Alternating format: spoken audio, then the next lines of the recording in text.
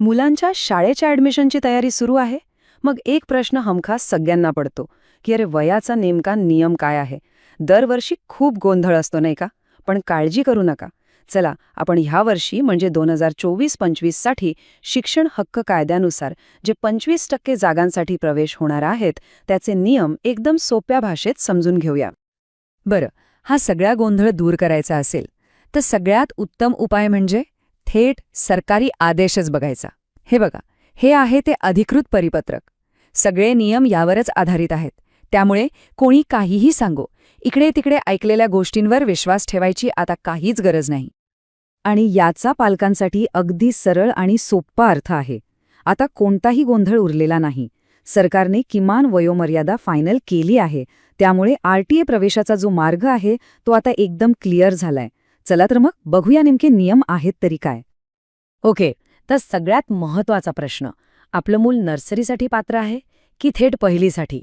हे ठरवणारे ते वयाचे नेमके आकडे तरी काय आहेत? चला तेच पाहूया. बघा, नियम एकदम सरळ आणि सोपे आहेत.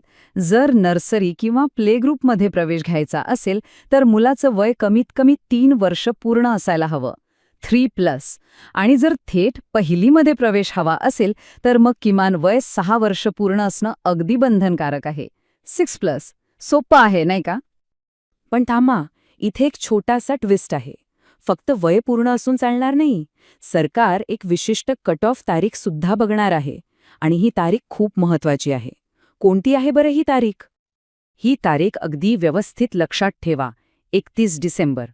हो, मुलाचं वय मोजताना सरकार 31 डिसेंबर 2024 ही तारीख गृहीत धरणार आहे. म्हणजे या तारखेला मुलाने वयाची अट पूर्ण केलेली असली पाहिजे, हे खूप महत्वाचं आहे. मग आता अर्ज भरायच्या आधी पालकांनी नक्की कोणत्या गोष्टी डोक्यात ठेवायला पाहिजेत? चला, हे सगळे महत्त्वाचे मुद्दे आपण एकदा पुन्हा बघूया, म्हणजे काहीच कन्फ्युजन राहणार नाही. थोडक्यात सांगायचं झालं तर फक्त 4 गोष्टी लक्षात ठेवा. 1. नर्सरीसाठी 31 डिसेंबरला वय 3 वर्ष पूर्ण. 2.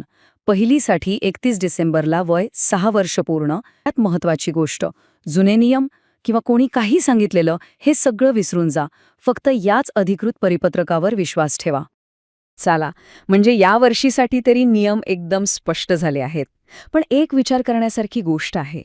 भविष्यामध्ये ही संपूर्ण प्रवेश प्रक्रिया कुटुंबांसाठी आणखी सोपी, आणखी पारदर्शक कशी करता येईल यावर विचार करायला नक्कीच वाव आहे नाही का?